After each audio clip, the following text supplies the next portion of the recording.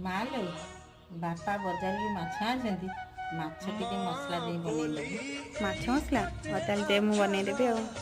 ଦୁନିଆରେ ସବୁଠାରୁ ମଧୁର ପଣ ତରେ ସିଏ ଘୋଡ଼େଇ ଦେଲେ ଛୋଟ ଲାଗେ ଏଇ ସାରା ସଂସାର।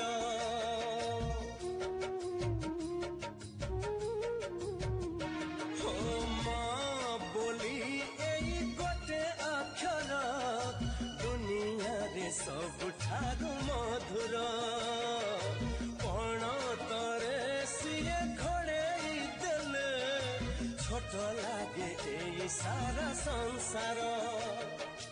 धन बोली कही थरे देले से पोक सरी जाए जीवन असरा दुख तार